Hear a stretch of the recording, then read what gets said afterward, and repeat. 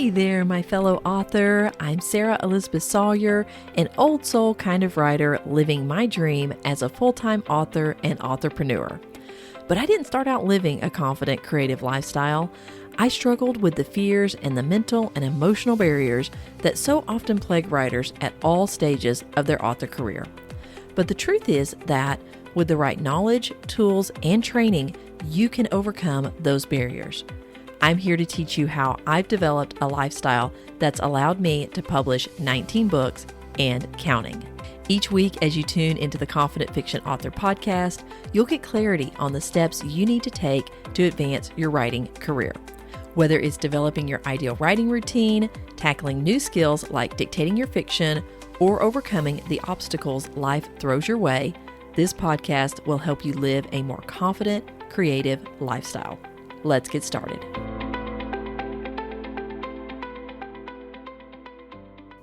Hey there, my friend, and welcome to this week's episode of the Confident Fiction Author podcast.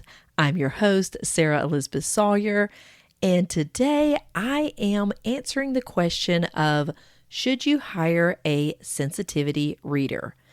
I know most authors are concerned about getting it wrong when they're writing about other cultures or anything that they've not personally experienced, including things like disabilities and traumas. Today, I'm going to specifically talk about cultural differences and racial differences because many authors are feeling the pressure to hire sensitivity readers. But should you? That's the question I'm going to answer in this episode because I get this question quite a bit. I teach authors how to accurately and respectfully include Native American characters in their stories, and I've even been asked several times by authors if I would be a sensitivity reader for their work. And you may know this, I'm a tribal member of the Choctaw Nation of Oklahoma, so authors especially who are looking for help with their American Indian characters, they have asked me if I would be willing to be a sensitivity reader for their work. I'm going to get into why I'm not a sensitivity reader for hire, along with the drawbacks of hiring sensitivity readers and what to do if you've already hired a sensitivity reader and maybe that reader feels you shouldn't even publish your story. So this is going to be a hefty topic, but we're going to go through it together, and I'm going to break this down in a way that you can feel confident about whether you should or shouldn't hire a sensitivity reader and what to do if you do. So let's get into it. When authors ask if I recommend they hire a sensitivity reader for their story that has Native American characters, I actually tell them no. I don't recommend hiring sensitivity readers, and I'm going to share the drawbacks I've seen authors experience when they do hire sensitivity readers. First, though, I want to say, if you have already hired one, or your editor or your publisher is really pressuring you and saying you must hire a sensitivity reader, I'm going to share some tips with you on things you can do when working with sensitivity readers.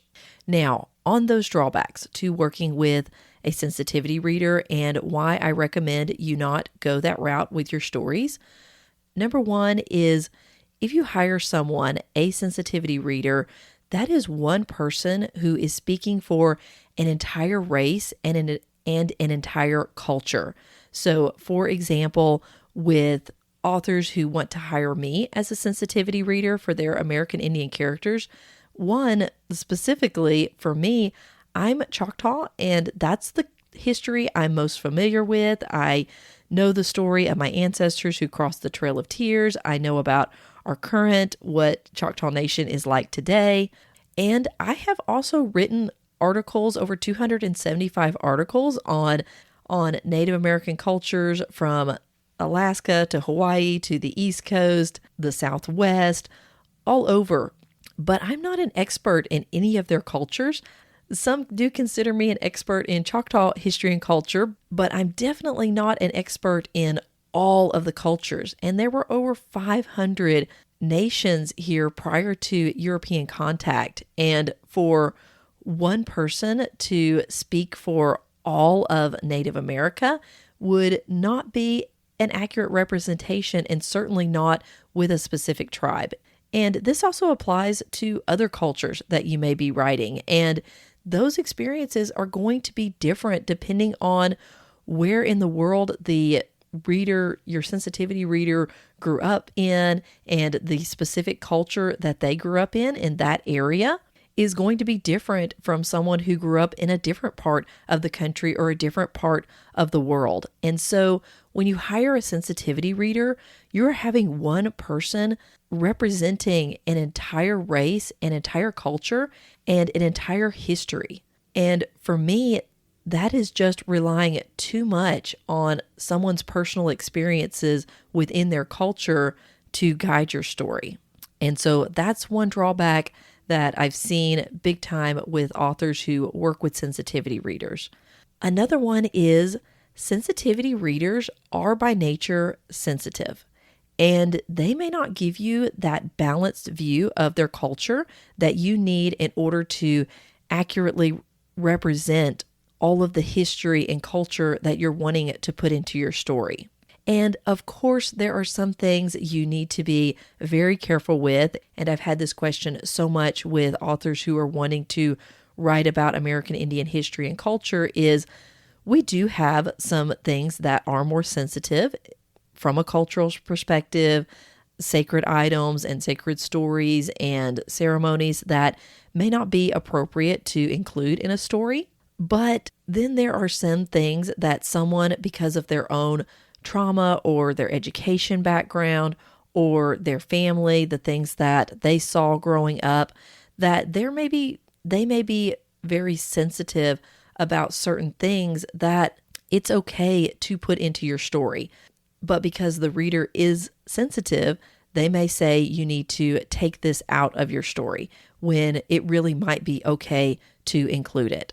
So that's a drawback that I've seen with sensitivity readers is they are very sensitive, and it may be difficult to really get anything through with your story. And I've seen that where some people are basically like, don't write about my culture at all.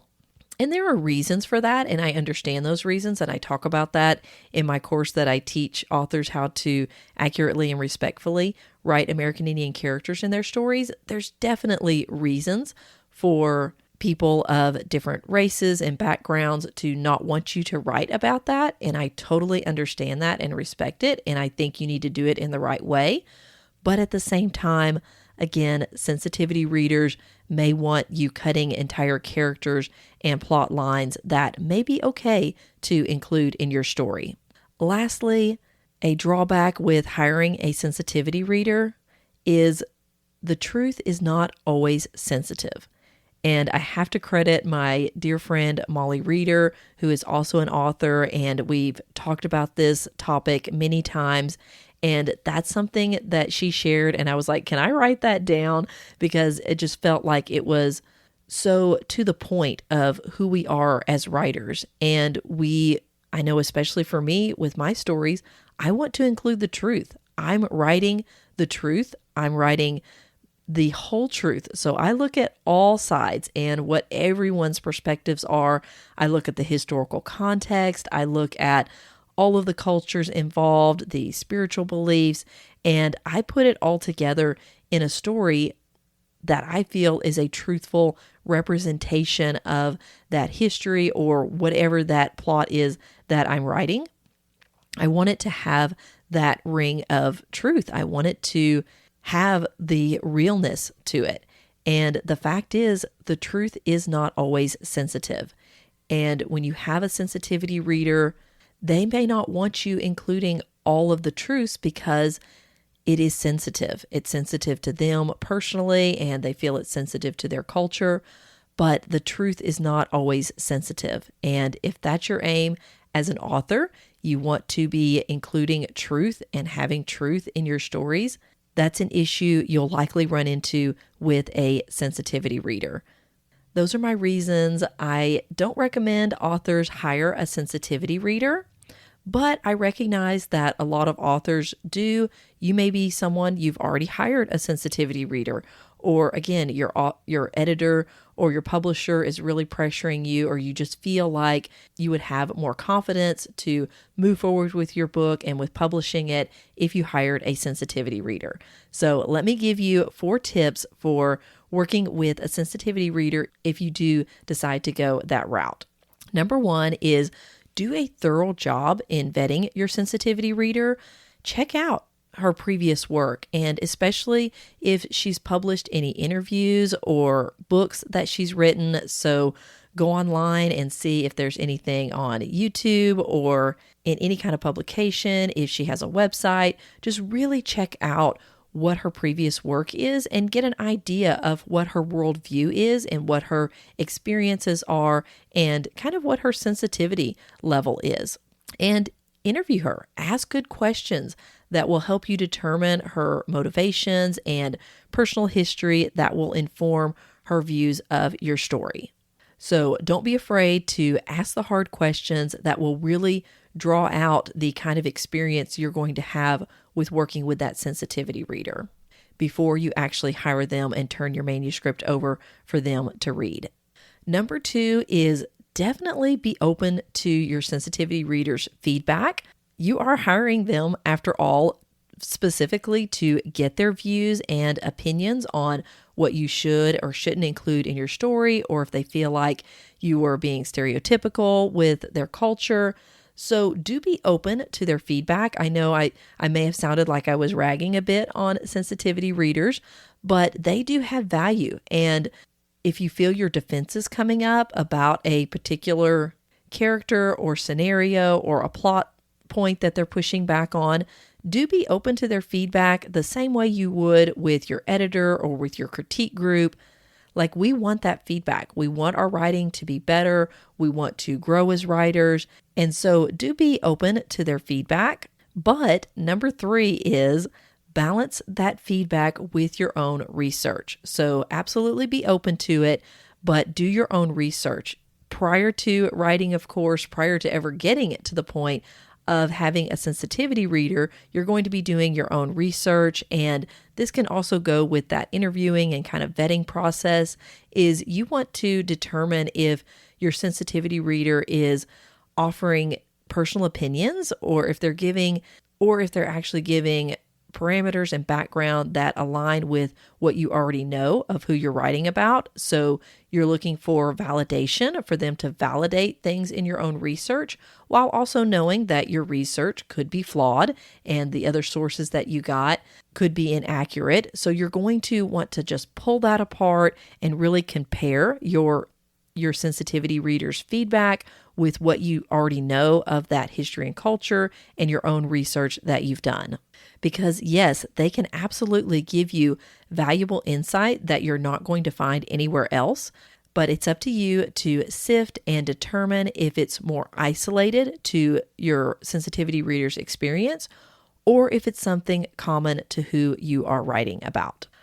All right, number 4 and last tip for you on working with a sensitivity reader is get a second opinion. While you do want to take your reader's advice to heart, I mean, after all, that is why you hire them, you are not locked into following everything they say. It's okay to get a second opinion. And, if you have done a sensitivity reader, that can give you a good reason to approach someone else within that culture. You can let them know that you had a sensitivity reader and this was a particular issue they came across and they were very concerned about it. And you're able to go into a culture to verify, is this something that you feel or that you've seen within this culture? What is your opinion on it? And you can do that with historians, museum curators, fellow authors who have heavily written about the topic, who are in that culture, and also cultural centers and museums that are specifically about that race or that culture. And many of them are often happy to share their knowledge with you. And especially if they know you've done your homework, you've worked hard on your research, you've even hired a sensitivity reader, like you are very serious about getting this right. And they are typically happy to share their opinion and give you more insight into that before you make your decision. on whether or not to include that, history that maybe your sensitivity reader felt should be removed. So always know that you can get a second opinion when you're working with a sensitivity reader.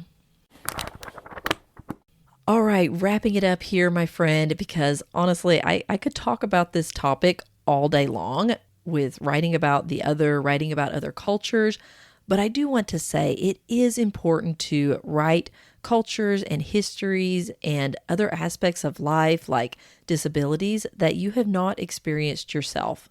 If you only fill your stories with what you are, you'll be writing in a vacuum and giving your readers just a very narrow, completely unrealistic view of the world.